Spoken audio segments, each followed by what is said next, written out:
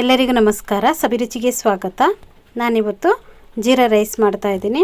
ತುಂಬಾ ಚೆನ್ನಾಗಿರುತ್ತೆ. ಇದು ತುಂಬಾ ಈಸಿಯಾಗಿ ನಾವು ಇದನ್ನು ಮಾಡ್ಕೋಬೋದು. ಈ ಜೀರಾ ರೈಸಿಗೆ ದಾಲ್ ಫ್ರೈ ಅಂತೂ ತುಂಬಾ ಸೂಪರಾಗಿರುತ್ತೆ. ನಾನು ದಾಲ್ ಫ್ರೈದು ವಿಡಿಯೋ ಕೂಡ ಮಾಡಿದ್ದೀನಿ, ಲಿಂಕ್ ಹಾಕಿರ್ತೀನಿ. ನೀವು ನೋಡಿಲ್ಲ ಅಂದರೆ ಒಮ್ಮೆ ನೋಡಿ.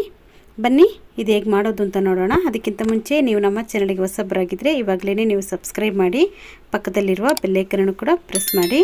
ಅದು ಹೇಗೆ ಮಾಡೋದು ಅಂತ ನೋಡೋಣ. ಮೊದಲಿದ್ದಾಗೆ ನಾನಿಲ್ಲೊಂದು ಪಾತ್ರೆ ಇಟ್ಕೊಂಡಿದ್ದೀನಿ. ಅದಕ್ಕೆ ಒಂದು 150 ml ಆಗುವಷ್ಟು ಎಣ್ಣೆಯನ್ನು ಹಾಕ್ಕೊಂಡಿದ್ದೀನಿ. ಒಂದು 2 ಸ್ಪೂನ್ ಆಗುವಷ್ಟು ತುಪ್ಪವನ್ನು ಹಾಕ್ಕೊಂಡಿದ್ದೀನಿ. ತುಪ್ಪ ಚೆನ್ನಾಗಿದ್ದು ಕರಗಿದ ಮೇಲೆ ಇದಕ್ಕೆ ನಾನು 2 ಸ್ಪೂನ್ ಆಗುವಷ್ಟು ಜೀರಿಗೆ ಅಂತ ಹಾಕ್ಕೊಂಡಿದ್ದೀನಿ. 2 ಪಲಾವಿ ಎಲೆ ತಗೊಂಡಿದ್ದೀನಿ. ಒಂದು 2-3 ಪೀಸು ಚಕ್ಕೆ, ಒಂದು 5 ಏಲಕ್ಕಿ, ಒಂದು 5 ಲವಂಗ, ಸ್ಟಾರ್ ಹೂವು ಒಂದು ತಗೊಂಡಿದ್ದೀನಿ, ಜಾಪತ್ರೆ ಒಂದು ಸ್ವಲ್ಪ ತಗೊಂಡಿದ್ದೀನಿ, ಕಲ್ಲು ಹೂವು ಸ್ವಲ್ಪ ತಗೊಂಡಿದ್ದೀನಿ.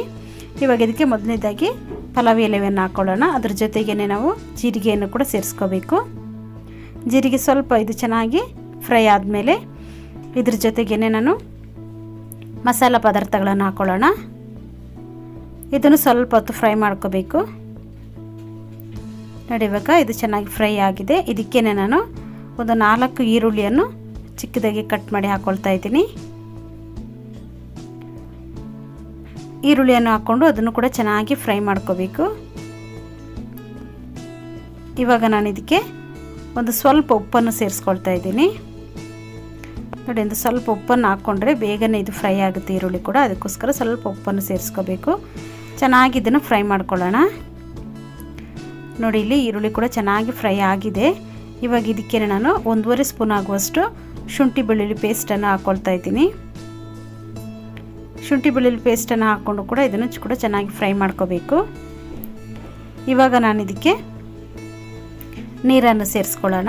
ನಾನಿಲ್ಲಿ 1 kg ಆಗುವಷ್ಟು ಜೀರಾ ರೈಸ್ ಮಾಡ್ತಾ ಇರೋದು. ನಾನು ಯಾವ ಬೌಲಲ್ಲಿ ಅಕ್ಕಿ ತಗೊಂಡಿದ್ದೀನಿ ಅದೇ ಬೌಲಲ್ಲಿ 2 ಬೌಲ್ ಆಗುವಷ್ಟು ನೀರನ್ನು ಸೇರಿಸ್ಕೊಂಡಿದ್ದೀನಿ. ರುಚಿಗೆ ತಕ್ಕಷ್ಟು ಉಪ್ಪನ್ನು ಸೇರಿಸ್ಕೊಳ್ಳೋಣ.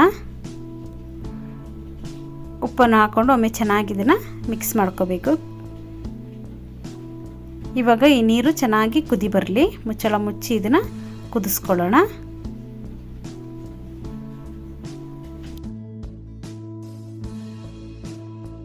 ಇವಾಗ ನೋಡಿ, ನೀರು ಕೂಡ ಇಲ್ಲಿ ಚೆನ್ನಾಗಿ ಕುದಿ ಬರ್ತಾ ಇದೆ. ಇವಾಗ ನಾವು ಅಕ್ಕಿಯನ್ನು ತೊಳೆದು ಹಾಕ್ಕೊಬೇಕು. ನೋಡಿ, ನಾನಿಲ್ಲಿ ಅಕ್ಕಿಯನ್ನೆಲ್ಲ ಹಾಕ್ಕೊಳ್ತಾ ಇದ್ದೀನಿ.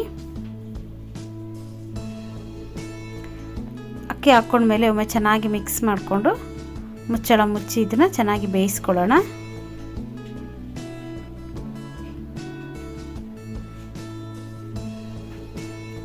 ಇವಾಗ ನೋಡಿ, ಚೆನ್ನಾಗಿ ಕುದ್ದು ನೀರು ಕೂಡ ಸ್ವಲ್ಪ ಕಡಿಮೆ ಆಗಿದೆ. ನೋಡಿ, ಇವಾಗ ನಾವು ಇದನ್ನು ಇನ್ನೊಂದು ಸಲ ಚೆನ್ನಾಗಿ ಈ ಥರ ಮಿಕ್ಸ್ ಮಾಡ್ಕೋಬೇಕು. ನೋಡಿ, ಇಲ್ಲಿ ಚೆನ್ನಾಗಿ ಮಿಕ್ಸ್ ಮಾಡ್ಕೊಂಡಿದ್ದೀನಿ. ಪುನಃ ನಾವು ಇದನ್ನು ಮುಚ್ಚಳ ಮುಚ್ಚಿ ಉರಿಯನ್ನು ಸ್ವಲ್ಪ ಕಡಿಮೆ ಇಟ್ಕೊಂಡು ಬೇಯಿಸ್ಕೊಳ್ಳೋಣ. ನೀರೆಲ್ಲ ಚೆನ್ನಾಗಿ ಇಂಬ್ರಲಿ. ಇವಾಗ ನೋಡಿ, ನೀರೆಲ್ಲ ಚೆನ್ನಾಗಿ ಇಂಬ್ರಿ ಇಲ್ಲಿ ತುಂಬಾ ಟೇಸ್ಟಿಯಾಗಿರುವಂಥ ಜೀರಾ ರೈಸ್ ಇಲ್ಲಿ ರೆಡಿಯಾಗಿದೆ. ನೋಡಿ, ನೋಡಿದ್ರಲ್ಲ ಎಷ್ಟು ಈಸಿಯಾಗಿ ನಾವು ಈ ಜೀರಾ ರೈಸನ್ನು ಮಾಡ್ಕೋಬೋದು ಅಂತ. ಈ ವಿಡಿಯೋ ನಿಮಗೆ ಇಷ್ಟ ಆದರೆ ಲೈಕ್ ಮಾಡಿ, ಶೇರ್ ಮಾಡಿ, ಸಬ್ಸ್ಕ್ರೈಬ್ ಮಾಡಿ. ವಿಡಿಯೋ ನೋಡಿದ್ದಕ್ಕಾಗಿ ಧನ್ಯವಾದಗಳು. ನಾನು ಸಬಿ.